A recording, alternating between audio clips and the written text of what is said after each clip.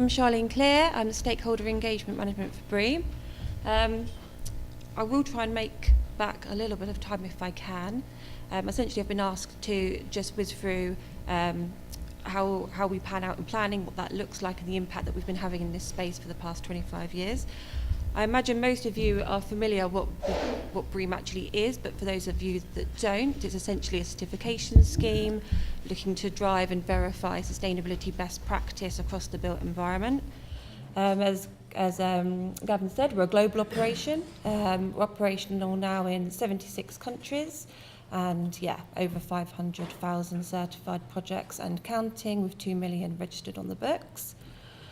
We've got schemes operational and influencing the whole life cycle of the built environment. If you think of community level, kind of planning and infrastructure, new construction, refurb and fit out, in use, etc., etc.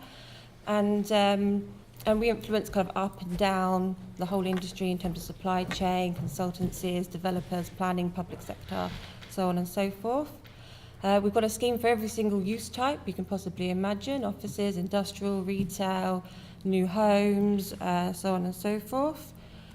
And we've got a huge advocacy base, 10,000 trained and licensed assessors there or thereabouts, but thousands and thousands more in terms of just, sustainability professionals that are in some way, shape or form affiliated with the scheme.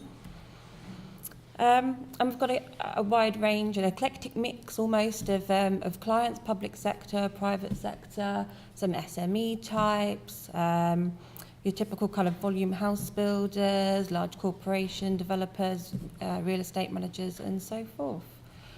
So I was asked to touch a little bit upon why BREEAM's been so impactful, and that was actually a really interesting question. I thought an easy one at first, but it did actually drive us to put a little bit of thought behind, why have we actually been so impactful?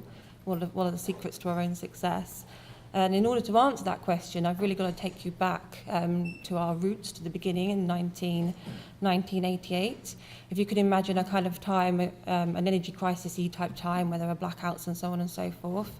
And it was actually a Canadian conglomerate operating in London who were actually pushing the envelope with regards to energy efficiency, and we're getting a little bit cheesed off with the fact that they were actually doing something to drive this agenda, whereas their neighbours next door kind of weren't, but were claiming to be doing so. And it was those guys that actually approached us looking for a way in which they could verify what they were doing and have it measured and assured in some way, shape or form. And the scheme just sort of snowballed from there. I will just take some water, excuse me. And then the scheme snowballed from there. So in 1990, we had our first BREEAM offices, the first scheme of its kind, and then came retail, industrial, so on and so forth. But it wasn't until kind of 8 or so years later that we started to actually formalise the certification process, and we held our first official BREEAM training course. We only had 4 delegates on it at that time.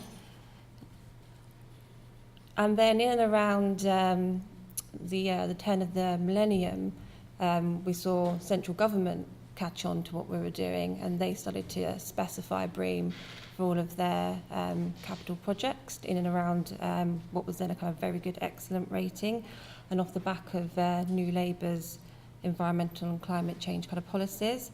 But it wasn't until 2006 that we started to become quite big in planning, and I'll drill down into that in a little bit more detail in a sec.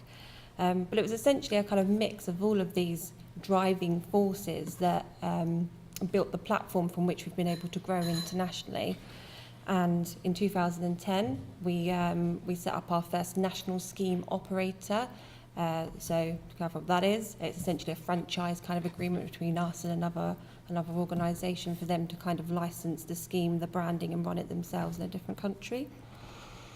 And so now we have 5 different national scheme operators: Sweden, Norway, etc. And we also have BREEAM US and our own BREEAM International scheme that we run here from BRE HQ.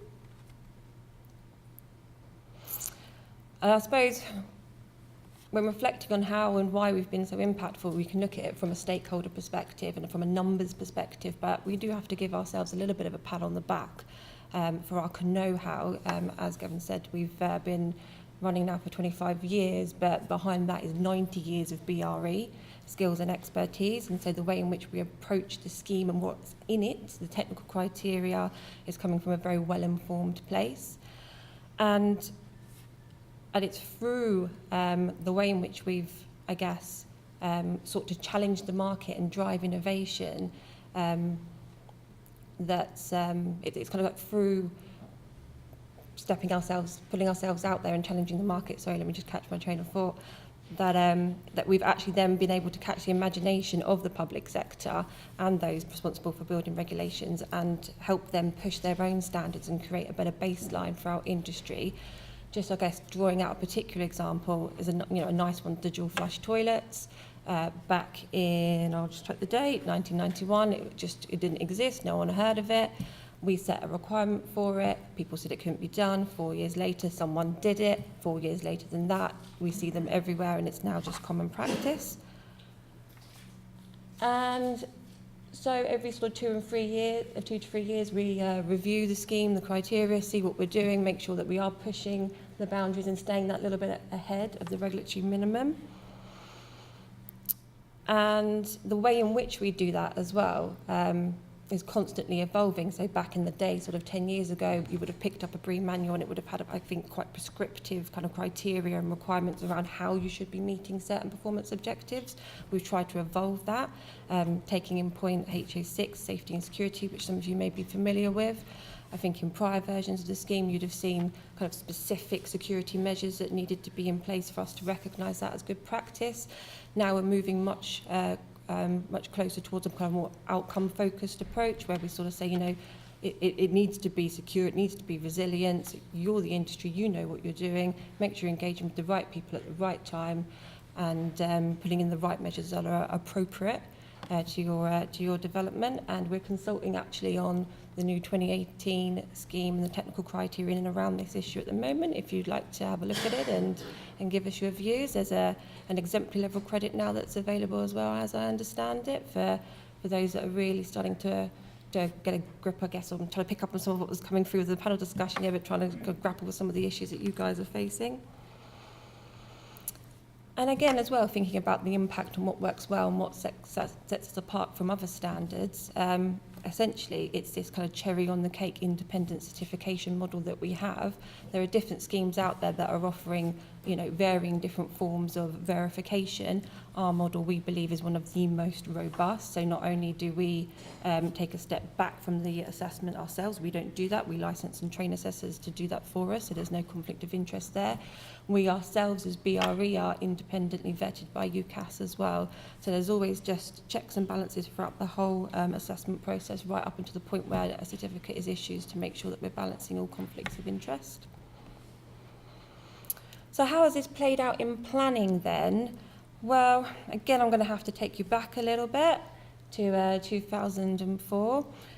When the Planning and Compulsory Purchase Act for the first time put a statutory obligation on planners to consider sustainability and make sure that the developments that they were approving were sustainable. And it was at that time, again, that we were approached by a number of different authorities who were looking for different ways in which they could get their head around what this was, how they could define it in their local areas, how they could sense check whether or not it was being done, how could they kind of verify it themselves in their own policies, but through the proposals of others. They were looking for something that aligned with industry. If there are any planners in the room, I'm sure you get kind of criticised quite a lot for varying different approaches wherever you are in the UK. They wanted something that was already recognised across the UK. They didn't want to be creating their own things, and they wanted something that was resource efficient, and kind of picking up on some of the things that were coming out through your panel discussion. Resources are an issue, I guess, wherever you are in the world these days, and planning's no exception. So we put ourselves to work, showcasing the scheme, helping planners understand how the scheme could help them tackle all of those issues, in fact. We've run some surveys and some workshops, and back in 2008, out of 200 planning authorities that we surveyed, over half of them did in fact have BREEAM in some way, shape or form written into their policies. And we're going to be running that survey again this year to see how that's changed. If anyone's interested, let me know.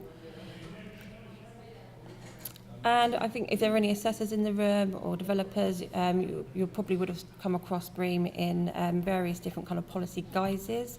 There's core strategies that it kind of turns up in, SPDs, area action plans. Interestingly for me, I'm not sure how many authorities actually do this now, but the annual monitoring surveys that they're supposed to do to check how well their policies are performing, BREEAM also helps with that. It's a simple and easy kind of how many certificates are reissued in the area checkbox, and it also helps then demonstrate viability for sustainability moving forward as well. And then briefing papers, design guides, so on and so forth. If you're looking for a good one, Eastleigh's design guide is actually quite a nice one, if anyone's looking for some inspiration there. What they also like about it is that BREEAM is a holistic measure. Quite often you'll see us kind of existing in a climate change and an energy type place. Unsurprising really when you consider where we came from. But we do address health and well-being, as you guys probably know, materials, supply chain management, so on and so forth. And so by specifying BREEAM, not only are you kind of tackling the climate change agenda, but you're doing so in a way that helps mitigate unintended consequences, and that kind of looks at not just climate change, not just energy performance, but a whole range of other issues as well. And bringing us back to that kind of like market incentive as well, and aligning with the market. In the past 5 years, we've been able to really strengthen our return on investment case. I won't go through all of these in too much detail as I'm against the clock, but that paper is freely available on our website, which summarises the chunk of this. But essentially in operational costs, we've got sort of reductions of about 15, 13, 11% in terms of that bottom line. In terms of rent, sales and value, anything in between 24 and 38%. And of course there's the reputational value enhancement and improvements in occupant well-being and comfort as well, which if you sort of consider that 90% of a business's spend is on staff, salaries, sickness, etc., to kind of tap into a 5% kind of, I don't know, productivity share is actually quite significant. And I've said about return on investment. Obviously, there's the investment element in there. So what is the payback? How much does it cost, etc., etc. Sweet have been looking at this for us for the past 3 or 4 years now.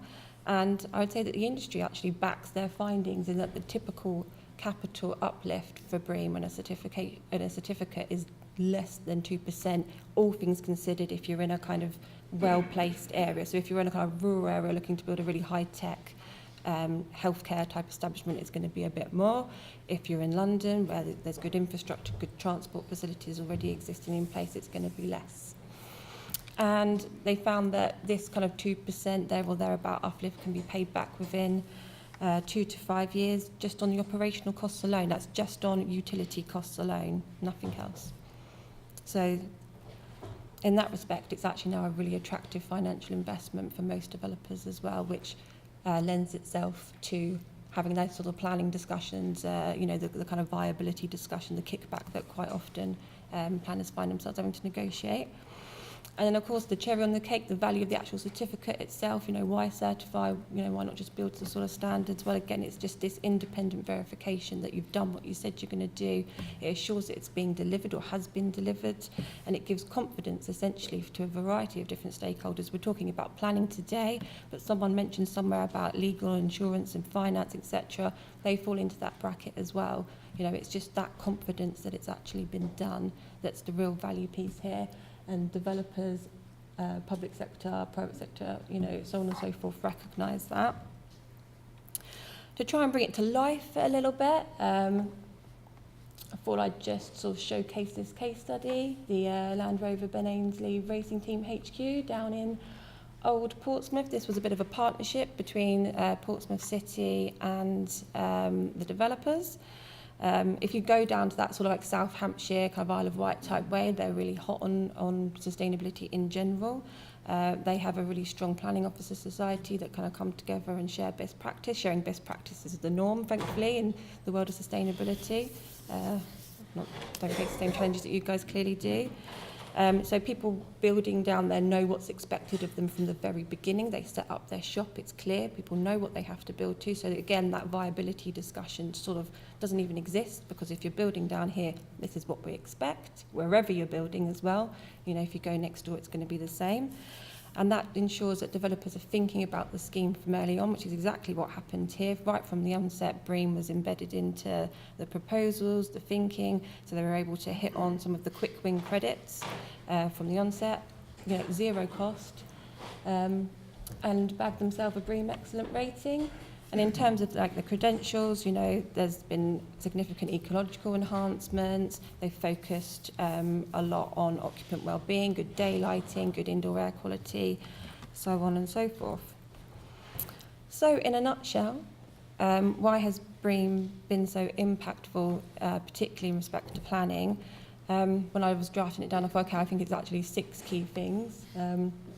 Crucially, it's integrated with industry. It has to align with the market and what people are doing outside of the planning space. As we were born from industry, we were well placed to support planners in that respect. It's a kind of flexible, adaptable standard that's moving into an outcome-focused place, giving you guys, I guess, as consultants in here, the scope to drive best practice as is appropriate for the development, wherever you are in the country, or the world, in fact. It's holistic. We're not just focusing on one thing. We're focusing on a range of things, balancing all of these competing, conflicting issues. It's robust, it's scientifically underpinned. We haven't just sat in the back of a copy shop and kind of wrote this down and thought, oh, that sounds good. We've got 90 years of know-how behind this, which just gives that extra bit of confidence. And it's independent, it's third-party assessed. It assures that things actually get built, and it's not just all greenwashing, it's not just all talk. And I'd say the 6th point is crucial, is that it adds value. We can now demonstrate in tangible, real, meaningful ways that building to BREEAM adds value. Have I clawed you back any time? And obviously happy to take questions if there are time. But thank you everyone for persevering with all of that.